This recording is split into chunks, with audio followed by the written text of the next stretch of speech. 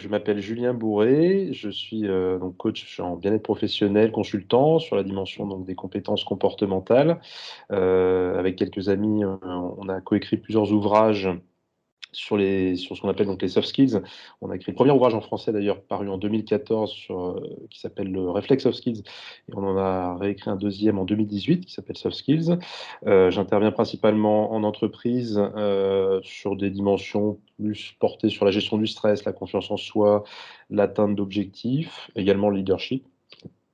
Et puis en école supérieure, donc depuis une dizaine d'années, hein, sur toutes ces compétences-là. Et également dans le sport de haut niveau, qui est un terrain, on va dire, obligatoire pour développer ces compétences-là, puisque dans ce domaine-là, actuellement, par exemple, j'accompagne un jeune pilote qui s'appelle Romain Beuclair, qui était champion de France en 2020 chez Renault Clio Cup. Et en fait, par exemple, dans le sport automobile, on n'a pas le choix de développer les soft skills, puisque c'est ce qui va permettre de mobiliser au mieux les compétences techniques. Donc c'est aussi un domaine où on voit la correspondance entre les soft skills, les compétences comportementales et puis les dimensions techniques. Donc ça me permet aussi de remettre ça aussi sur le terrain dans le monde de l'entreprise et puis auprès des étudiants pour comprendre cette dimension-là et surtout ne pas en faire un univers à part, mais bien au service de la performance quotidienne, du bien-être, du travail en équipe, et puis de l'innovation aussi, hein, de l'ouverture sur les nouveaux enjeux de demain. Voilà, et puis voilà, présenter succinctement, et puis si vous avez des questions, peut-être qu'on aura l'occasion d'en dire un Tu petit parles peu de plus. soft skills, c'est quoi? Enfin, tu parlais de confiance en soi, de gestion du stress. Aujourd'hui, une définition des soft skills, c'est une petite liste. Est-ce que tu pourrais nous en donner une? Oui, alors on va parler de toutes les compétences à la fois personnelles et interpersonnelles, donc qui vont permettre de fluidifier son rapport au quotidien, de se sentir mieux déjà dans son quotidien, et de se sentir mieux dans ses relations interpersonnelles.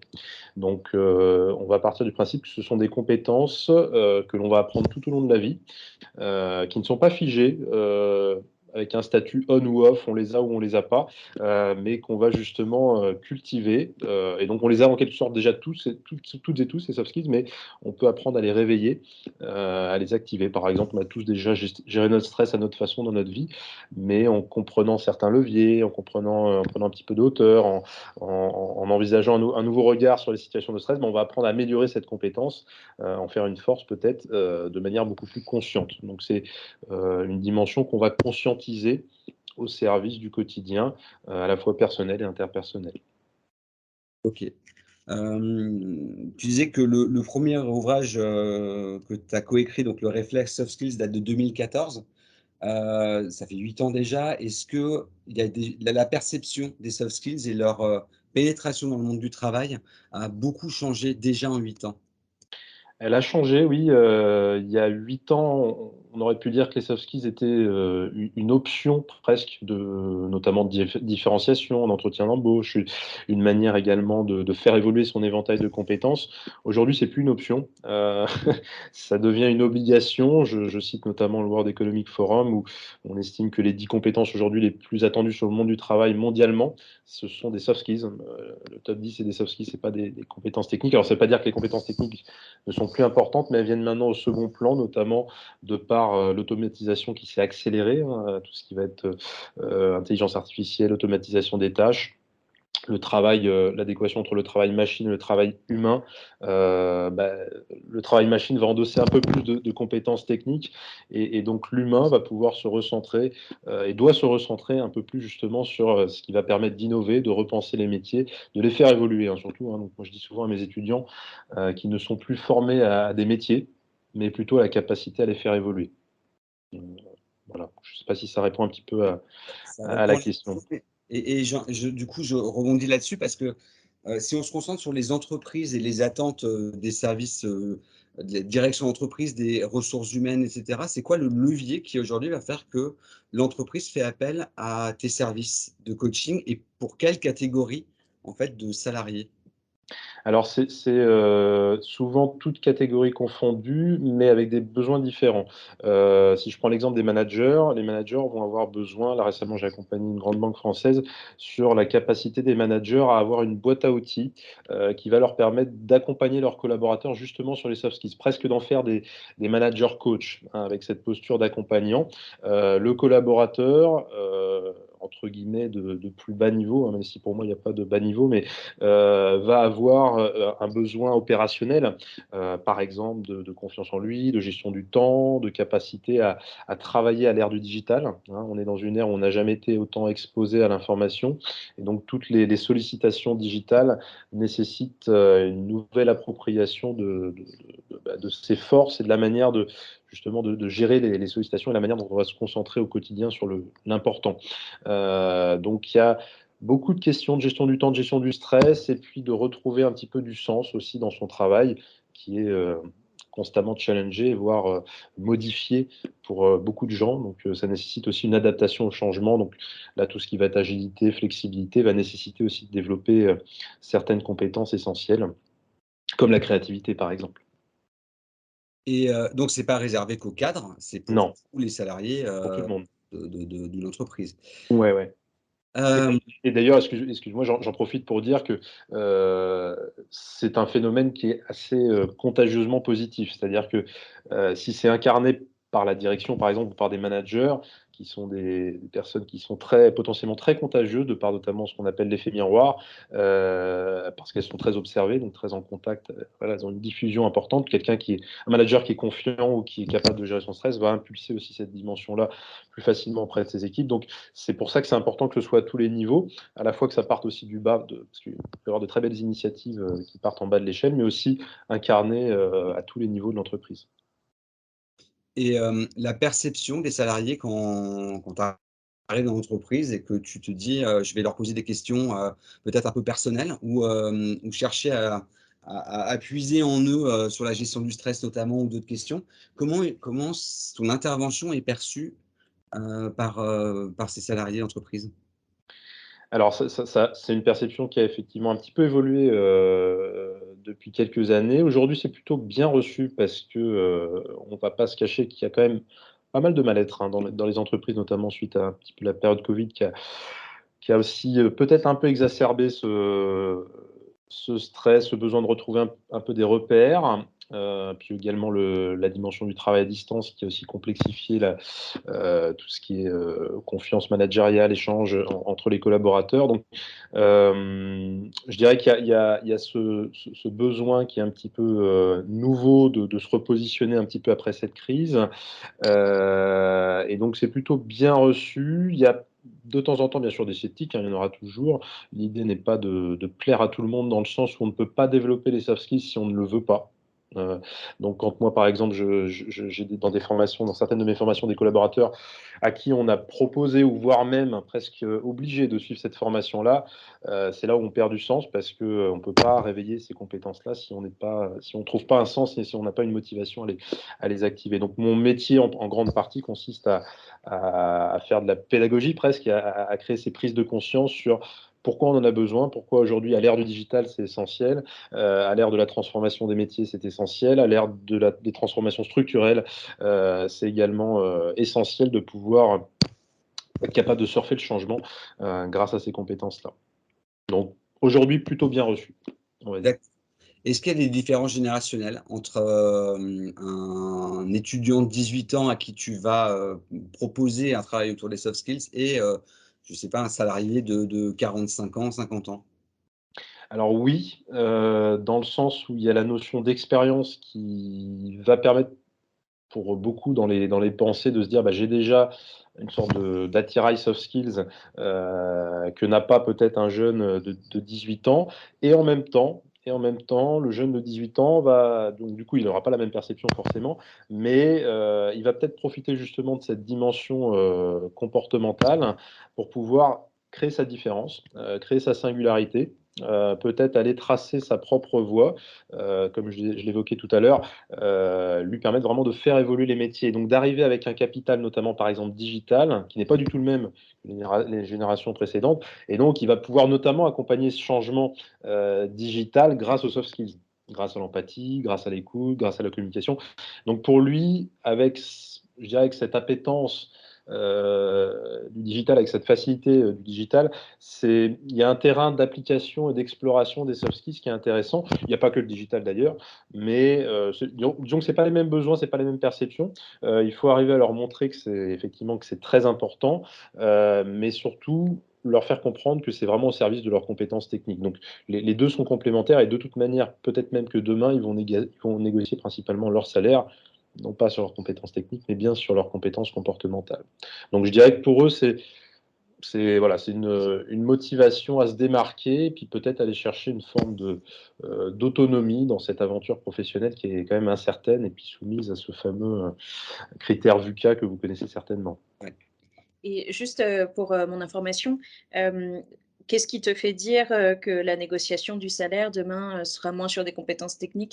Enfin, qu'est-ce que tu as observé Alors j'ai observé que c'est déjà le cas. C'est-à-dire que les recruteurs sont déjà en train de questionner sur ces soft skills dans le but vraiment de, de, de, de palper cette capacité d'adaptabilité, cette capacité à faire évoluer le poste, cette capacité à être transverse aussi au sein de différents domaines, puisque aujourd'hui, par exemple, un développeur va travailler avec un marketeur, avec de la communication, ce qui n'était pas forcément le cas il y a quelques années. Donc il y a aussi un lien qui se fait entre les fonctions de l'entreprise qui nécessite pour le RH de vérifier justement cette capacité à être agile dans l'entreprise et à être capable finalement d'évoluer presque encore une fois selon les souhaits et les envies du collaborateur. Donc je dirais que c'est déjà le cas et puis ça va l'être d'autant plus dans les prochaines années, notamment avec l'automatisation. C'est notamment l'automatisation qui va remettre un petit peu le curseur sur le besoin de compétences humaines. D'accord. Ok. Voilà, il y a d'autres paramètres qui rentrent en jeu, mais c'est déjà quelques éléments de réponse.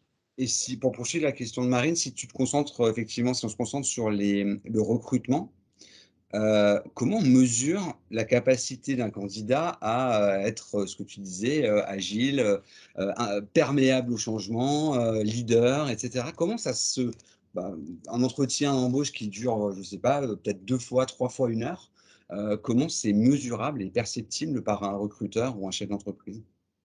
Alors c'est une grande question, c'est une excellente question pour en parler pendant des heures. Il y a quelques compétences qui vont être plus facilement identifiables que d'autres. On parle notamment des fameux 4 C, communication, esprit critique, créativité, coopération en équipe, qui invitent à des mises en situation en entretien, qui permettent quand même de vérifier si une personne arrive à communiquer, par exemple, clairement, succinctement. Donc il y a des facettes quand même des soft skills qu'on va pouvoir identifier, mesurer en entretien.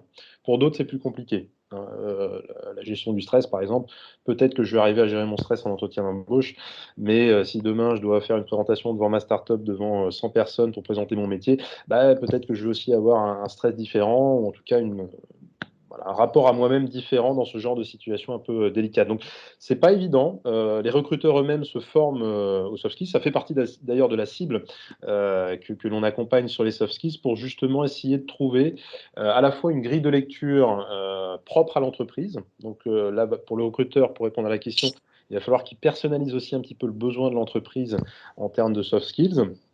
Il y a des entreprises qui vont être un peu plus portées sur l'innovation, d'autres un petit peu plus sur peut-être la notion de performance, d'autres sur le bien-être au travail, selon la culture d'entreprise également.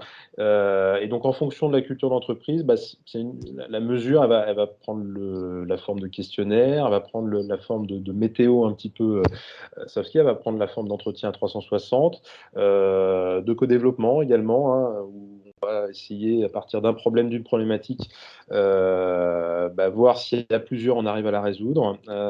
Donc, on met en situation beaucoup de plus en plus. Par exemple, il y a des entreprises leur mode de recrutement, c'est tout simplement de proposer à la personne de passer 2 heures dans l'entreprise et puis on observe comment ça se passe. Est-ce que la personne arrive à créer du lien? Est-ce qu'elle arrive à proposer des idées? Est-ce qu'elle observe? Comment elle se comporte en fait, hein? Compétences comportementales. Donc, je vais observer le comportement de la personne et puis si c'est en adéquation avec la philosophie, déjà c'est un bon signal. Je dirais que là, je fais une réponse qui n'est pas complète parce que la réponse n'est pas encore, voilà, elle est en constante recherche, mais c'est un excellent enjeu pour les recruteurs, en tout cas, d'arriver à les mesurer. Et ce dont tu parlais, les immersions, moi j'ai fait pas mal d'interviews de chefs d'entreprise justement pour, travailler ce sujet des compétences humaines. C'est quelque chose que j'ai observé beaucoup dans les boîtes, dans les entreprises, informatiques, chez, Soprasteria ou Dimo Software, où effectivement ils font entre 2 heures et une demi-journée d'immersion des différents candidats pour, sélectionner les meilleurs. Donc ça, c'est en informatique. Est-ce que, tu as pu l'observer aussi dans d'autres domaines, professionnels?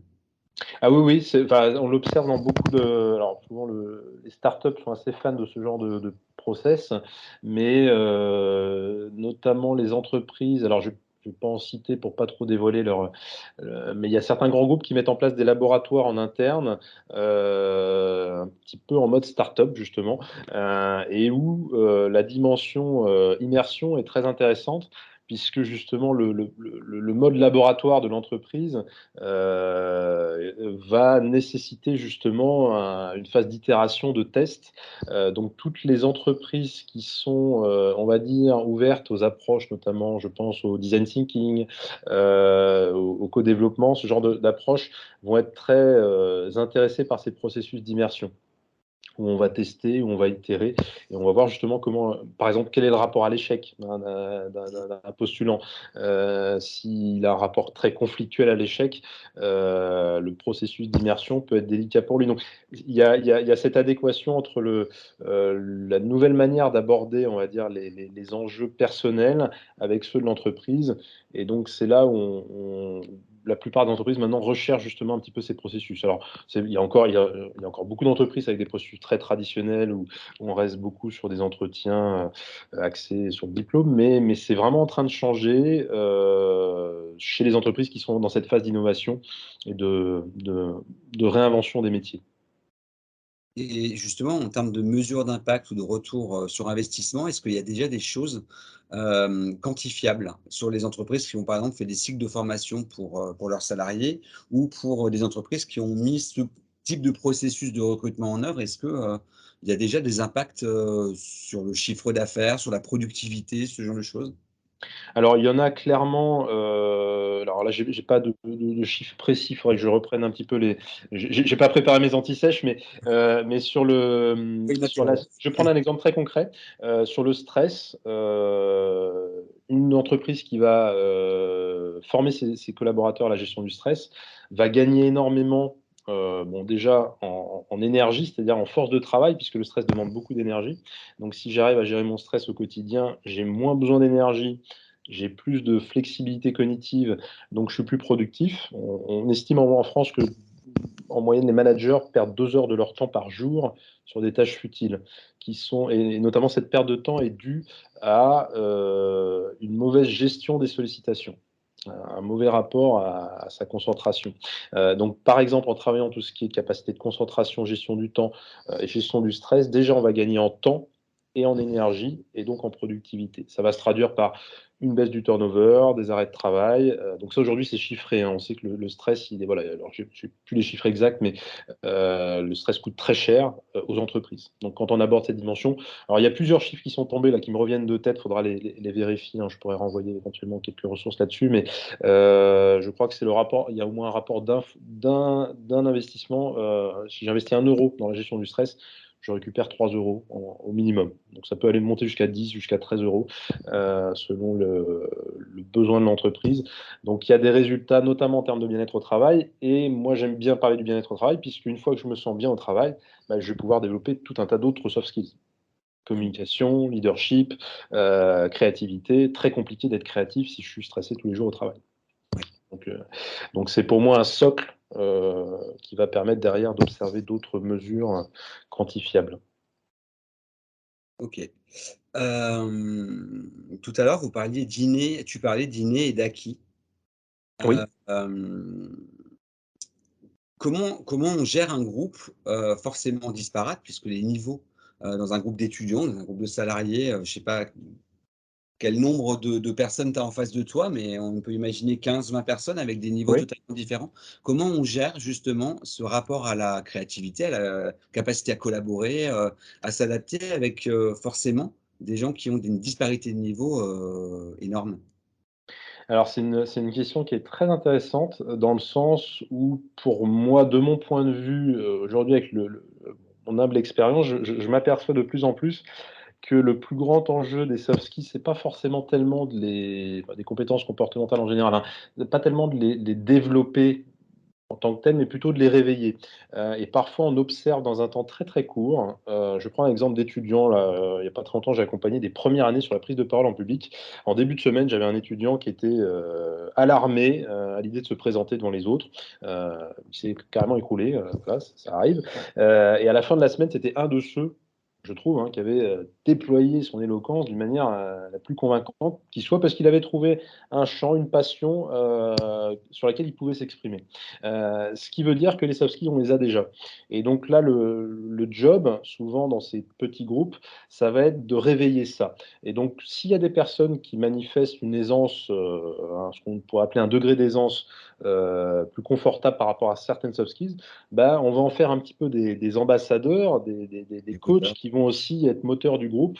Donc ça, on le voit beaucoup, hein, dans les groupes d'étudiants, hein. Il y a certains étudiants qui sont déjà très sensibles à ces dimensions-là, qui ont déjà fait plein de recherches, qui, pour des besoins personnels ou autres, par curiosité, ont déjà une grande sensibilité sur tout ça, et qui, du coup, dans le groupe, sont très moteurs, et ça rassure aussi les autres, hein, de voir que bah, il y a déjà des choses qui sont incarnées par certains de leurs collègues, certains de leurs camarades. Donc, ça les rassure sur le fait que tout ça, bah, ça sort pas du chapeau. C'est un vrai besoin qui répond à des problèmes concrets. Et ça permet de rattraper un peu le groupe. Donc moi, j'aime bien mettre tout le monde au même niveau. Il n'y a pas de hiérarchie forcément dans ces compétences-là, contrairement aux compétences techniques. Mais par contre, il y a des personnes qui les ont un peu plus conscientisées que d'autres, un peu plus entraînées que d'autres. Donc forcément, qui peuvent les déployer dans un petit peu plus de contextes différents. Mais c'est à la portée de tout le monde. Et le but, c'est de faire en sorte que tout le monde arrive rapidement à être confiant sur ces dimensions-là. Et pour continuer sur la même idée, c'est, entre, ce que tu peux présenter face à un groupe d'étudiants de 18 ans ou face à un groupe d'adultes, est-ce que tu as comment tu adaptes en fait la manière de sensibiliser, aux compétences humaines? Principalement par les situations vécues, et les besoins situationnels. Donc, en entreprise, on va beaucoup partir de situations concrètes, un entretien client, une gestion d'une réunion, la manière d'atteindre ses propres objectifs, personnels. Pour le monde étudiant, ça peut être aussi des questions liées à l'entreprise, bien sûr, pour, ceux qui sont déjà en alternance, ou en stage, donc des problématiques peut-être un petit peu plus, moins matures, si je dirais, mais c'est pas tellement important, puisque le plus important, c'est qu'ils puissent faire le lien entre la compétence comportementale et la réalité, concrète du terrain. Donc après, on peut aussi aller sur des besoins plus étudiants en termes d'organisation, par exemple, en termes d'atteinte d'objectifs étudiants. Mais moi, je parle beaucoup des situations qu'ils vivent, en fait, hein. On part des situations, et puis selon le besoin voilà, de la situation derrière, on va essayer de mettre en place, un plan d'action, pour réveiller ces fameuses compétences, comportementales. D'accord. Et est-ce que tu penses qu'une normalisation des compétences, ça peut être possible? Est-ce que ça peut se transformer en démarche scientifique? Oui, alors je sais que le MIT travaille, beaucoup sur, par exemple, la mesure des soft skills. Il y a quelques années, j'étais allé au salon Vivatech, où j'avais testé quelques algorithmes de mesure de ces compétences-là. Alors, je pense pas que ça va venir, c'est pas encore une science, exacte. Je sais pas si ça doit l'être, mais on va pouvoir quand même de manière, empirique, observer quand même, certains mécanismes. On sait par exemple dans le sport de haut niveau que les sportifs de haut niveau qui travaillent la préparation mentale, qui travaillent sur leur gestion des émotions, qui travaillent sur leur gestion du stress, ont de toute manière, de manière très observable, de meilleurs résultats que ceux qui ne le font pas. Là-dessus, il n'y a pas photo, si je puis dire. Pourquoi? Parce que tout simplement, la performance aujourd'hui, qui est d'ailleurs très mal comprise dans le monde de l'entreprise, nécessite justement cette dimension comportementale. Pour être performant, j'ai par exemple besoin de temps de récupération, de temps de recentrage, j'ai besoin d'une très bonne connaissance de ma capacité de concentration. Donc tout ça, c'est vraiment très soft skills, et ça, c'est observable derrière en termes de résultats. Donc, j'ai pas là forcément d'études, mais je sais qu'il y a beaucoup. Harvard, par exemple, a travaillé aussi sur, par exemple, l'occupation mentale, hein.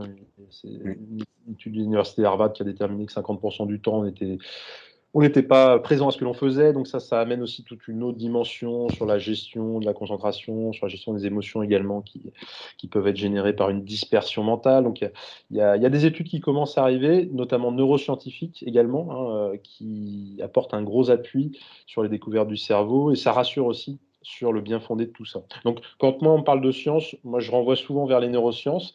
C'est un petit peu c'est un petit peu le socle que j'utilise pour expliquer d'où ça vient. Mais je pense que ça va arriver de plus en plus. Là, les études vont fleurir, je l'espère en tout cas, dans les prochaines années pour pouvoir rajouter du crédit à ces démarches.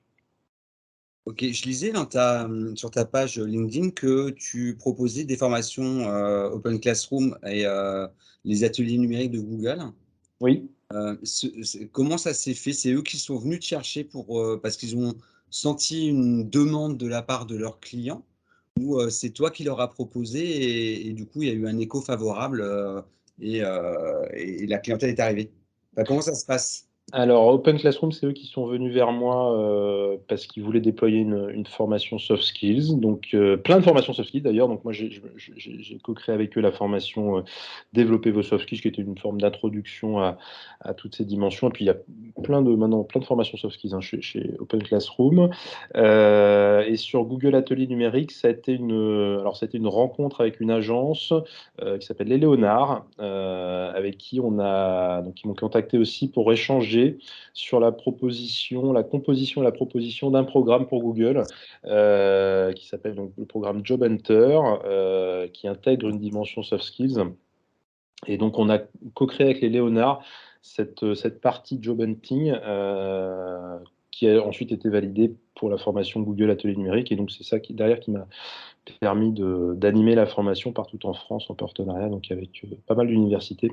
Donc c'est un beau programme, hein, qui est très intéressant, condensé sur une semaine généralement, et où on voit vraiment une forte progression. Donc par rapport à la question tout à l'heure sur quand il y a des personnes qui sont un petit peu moins bien, mais en fait dans ce genre de journée, on observe quand même de très beaux réveils, et des personnes qu'on pourrait considérer comme entre guillemets timides, qui en fait se révèlent merveilleusement bien dans ce genre d'occasion. Je ne sais pas si ça répond un petit peu à la question. Et en complément, par rapport, à l'aspect de normalisation, tout ça, et comme tu viens de dire, il y a beaucoup de formations qui existent autour des soft skills. Comment toi, tu différencies une, entre guillemets, «bonne formation» d'une formation qui pourrait être peut-être un peu creuse? Enfin, comment tu mets ce curseur-là en tant qu'expert, du sujet? Alors, c'est toute une ingénierie soft skills. Moi, je travaille beaucoup avec une entreprise qui s'appelle Youno, notamment, il y a une certification à la fin. Donc, cette certification repose sur le passage de plusieurs modules et un questionnaire final d'une quarantaine de questions, qui va permettre de mesurer l'avancée du participant au vu de l'état des lieux qui a été fait au début de la formation. Donc au début de la formation, il y a un état des lieux. On se positionne un petit peu, par exemple, sur la gestion du stress. Et puis petit à petit, on va mesurer l'évolution avec différents modules qui vont filtrer la progression. Par exemple, la progression personnelle, la progression interpersonnelle, la progression sur des enjeux un peu plus liés à l'atteinte d'objectifs. Et puis derrière, il y a aussi le feedback participant. Pour moi, j'ai envie de dire que la plus importante mesure de la qualité de la formation, c'est le feedback. Est-ce que les participants ressortent grandis? Est-ce qu'ils repartent avec des outils? Est-ce qu'ils se sentent plus en aisance, hein? Moi, je parle beaucoup de sentiment d'aisance. Est-ce que je me sens plus en aisance, par exemple, avec mon leadership, avec ma coopération, avec ma créativité? Donc, ça reste bien sûr une mesure subjective. C'est pour ça que ça reste très compliqué, hein, d'évaluer les soft skills. Moi, si j'avais le choix aujourd'hui, je dirais qu'en école supérieure, je pense qu'il faudra repenser d'ailleurs un petit peu cette évaluation, ne surtout pas la calquer sur l'évaluation des hard skills, puisqu'on ne parle pas de la même chose. Donc ça nécessite de repenser un petit peu la manière dont on va évaluer, si toutefois on souhaite évaluer, hein, et ça renvoie à la question pourquoi évaluer? À quoi ça sert d'évaluer une formation? Est-ce que c'est pour le participant? Est-ce que c'est pour l'organisme? Est-ce que voilà, c'est pour quelles raisons qu'on évalue? Et donc c'est vrai que dans l'aspect soft skills, moi je trouve que la mesure de la qualité de la formation se fait surtout justement dans une évaluation qui sert la personne, c'est-à-dire qui lui permet de s'auto-positionner et d'évoluer, de voir, de mesurer sa propre progression. Et si derrière on a un feedback positif en rapport avec ça, pour moi c'est une bonne formation. Et justement, pour avoir ton avis d'expert sur le parcours commun HEP auquel tu participes, puisque tu le déploies au sein des écoles. Quel est ton regard sur ce parcours? Et tu peux lâcher les chevaux, hein, il n'y a pas de problème du tout là-dessus, mais quel est ton regard effectivement sur ce parcours et sur les modules qu'on peut proposer aujourd'hui à nos étudiants de première, deuxième jusqu'à la 5e année? Bah, déjà, je le trouve super dans l'intention, parce que c'est pas toutes les écoles qui ont encore cette intention de déploiement à une si grande échelle. Donc déjà, pour moi, c'est une super bonne nouvelle et c'est une superbe intention. Par ailleurs, je trouve que la déclinaison en 5-6 compétences, elle est très bien axée sur les besoins aujourd'hui professionnels, notamment dans ce que j'évoquais tout à l'heure, tout ce qui est 4C, les compétences les plus observables, mesurables en entretien. Donc je trouve que vous les avez bien sélectionnées. Dans le contenu, moi j'ai pris beaucoup de plaisir à me l'approprier. Ça faisait le pont, bien sûr, avec des choses voilà, que j'avais déjà touchées de près ou de loin, mais il y a des choses nouvelles que je ne connaissais pas. J'ai vraiment moi-même appris des choses et je trouve que c'est un programme hybride qui permet. Alors moi personnellement, j'ai eu des petits enjeux de réadaptation parce que j'ai été mis il y a eu des questions de travail à distance et puis remise en présentiel, et cetera. Donc j'ai dû remanier un petit peu la pédagogie, voilà, telle qu'elle était proposée, mais en l'état, elle ouvre beaucoup de portes pour l'étudiant. Moi, j'ai eu des très bons retours, hein, des étudiants sur notamment le module créativité, là, que j'ai tout juste terminé avec l'un des groupes, et le module leadership également. J'ai vraiment des belles propositions sur la 6e compétence. Donc ça a marché parce que je trouve que les étudiants ont réussi à faire le lien avec le monde dans l'entreprise. Donc sur le leadership, par exemple, il y a eu vraiment des liens entre cette recherche de compétences, hein, qui était l'objet de l'évaluation, et puis les besoins actuels et futurs des entreprises, notamment en termes de transformation. Donc je trouve que c'est très en lien avec les enjeux de transformation. Voilà. Après, comme tout programme, bien sûr, on peut le critiquer, entre guillemets, d'un point de vue de l'amélioration du contenu, mais c'est déjà voilà, je dirais que c'est après à chaque intervenant aussi, à chaque formateur, d'y apporter sa petite singularité pour que ça prenne vie au-delà de ce que va pouvoir aussi aller chercher l'étudiant lui-même. Donc c'est très bien aussi de lui permettre cette pédagogie inversée, hein, d'aller chercher lui-même, et puis en parallèle d'avoir cette ouverture pour l'intervenant. Et je trouve que c'était un bel équilibre dans à la fois l'apport qui était proposé et puis la marge de manœuvre, je dirais, de l'intervenant, notamment par rapport aux enjeux pédagogiques immédiats, présentiels, distanciels, et petit effectif, gros effectifs. Donc voilà. Très bon résultat sur le jeu des vivants, notamment, Marine, que j'ai fait là récemment. Alors je l'ai fait à distance, mais c'était très sympa. Alors, voilà, certains groupes ont un peu plus de difficultés, mais ils ont fait le lien entre le vivant et la résolution d'un problème. Donc je trouve que c'est vraiment une très belle approche et je serais ravi de pouvoir m'y replonger de nouveau avec d'autres groupes. Donc, pour l'instant, très content de ce programme. On a parlé là de formation de salariés, on a parlé de formation d'étudiants. On a l'impression que ce sont des matières qui commencent à s'imposer dans ce monde-là. comment ça se fait et est-ce que c'est possible de l'intégrer avant, au lycée, au collège, au primaire? On voit des exemples dans les pays, notamment nordiques, qui l'intègrent très, très tôt dans les apprentissages. La confiance en soi, la capacité à s'exprimer en public, c'est des choses qui sont travaillées dès la maternelle ou primaire, dans certains pays. Pourquoi on n'y arrive pas? Et nous, en tout cas dans notre système scolaire, et pourquoi ne pas imaginer qu'un jour la confiance en soi remplace les maths? Moi c'est mon rêve. Je raconte souvent cette anecdote où quand j'étais au lycée, fin de lycée, mes parents m'ont gentiment payé des cours de maths. J'avais des petites difficultés en maths et je me suis aperçu qu'après coup, c'était pas des cours de maths dont j'avais besoin, c'était des cours de confiance en moi. J'avais pas confiance, je perdais mes moyens en examen complètement. Donc complètement, je rejoins totalement ce point de vue. Alors pourquoi on est en retard? Il y a plusieurs raisons. Il y en a une qui est culturelle. Je parlais du rapport à l'échec, par exemple, tout à l'heure. Ça freine beaucoup, hein. Le développement des soft skills. Si on a un rapport... Aujourd'hui, l'échec, on le sait, hein, neuroscientifiquement, c'est l'un des modes d'apprentissage préférés du cerveau. Le temps que ça arrive à toutes les consciences en France, on a un gros gap. C'est-à-dire qu'aujourd'hui, pour beaucoup de gens, l'échec, c'est un vrai problème. C'est un facteur de stress principal. Donc rien que ça, c'est juste un exemple très bête, mais il y a un aspect culturel dans le rapport à moi-même et dans le rapport à mes objectifs et à la manière dont je les mène. Et donc ça, petit à petit, je pense que quand l'école, par exemple, applaudira les élèves qui ont eu 0, j'exagère un petit peu, hein, mais parce ils sont tombés, hein. Quand un bébé apprend à marcher, on va pas lui mettre une claque s'il tombe, parce que c'est ça qui lui permet d'apprendre à marcher. On va l'encourager. Et ben, ce sera un petit peu pareil à l'école, c'est-à-dire que peut-être que le système de notes, qui peut-être pourrait être assimilé à on pointe l'échec ou en parallèle on est dans une forme de compétition avec les autres également, donc ça crée une certaine pression, et peut-être à revoir pour pouvoir permettre d'installer justement ces compétences comportementales dans les enseignements. Et puis peut-être les rejoindre, hein, ces compétences avec les mathématiques, par exemple. Alors peut-être les remplacer, mais du moins les relier, hein. Pour faire des mathématiques, j'ai besoin de connaître ma capacité de mémoire, ma concentration. J'ai peut-être besoin d'avoir des astuces pour apprendre de nouvelles façons, pour connaître ma capacité de cerveau visuel, par exemple, avec le mind mapping, avec des techniques qui vont permettre de mémoriser avec une plus grande ressource que les techniques un peu traditionnelles d'apprentissage. Donc, repenser un petit peu l'apprentissage, je pense que la réponse va apparaître quand on aura intégré ces nouvelles découvertes neuroscientifiques.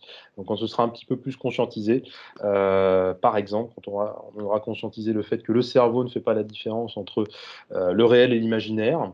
C'est d'ailleurs comme ça qu'on crée du stress, hein. Je crée du stress en imaginant, et je le sens réellement.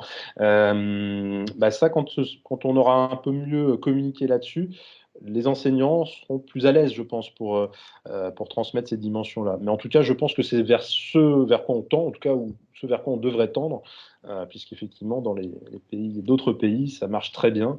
Et il y a vraiment, enfin, les élèves adorent ça. Puis ça redonne aussi de la motivation, du plaisir dans la vie scolaire, hein. Et l'enseignant prend plus de plaisir à enseigner aussi. Complètement, Ouais. complètement. Et du coup, ma dernière question, c'est: tu peux choisir qu'une seule compétence, qu'une seule soft skills, c'est laquelle? C'est quoi? Alors, c'est là, c'est dur. Mais je dirais, pour moi, la capacité de focus. Parce que tout est lié aujourd'hui. On est dans une ère de l'attention. On est dans une ère où potentiellement, à tout moment, on peut nous voler notre attention, hein, par le digital, par les notifications, les sollicitations. Et cette capacité d'attention, c'est l'un des grands secrets des sportifs, hein, pour notamment gérer leurs émotions, gérer leur stress.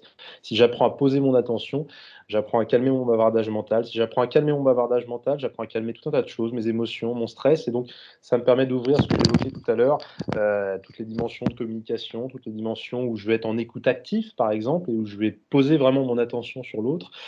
Donc, beaucoup de soft skills, je dirais presque la plupart, sont intimement liés à notre capacité d'attention. Un leader, par exemple, va être notamment leader s'il arrive à être attentif à ses équipes.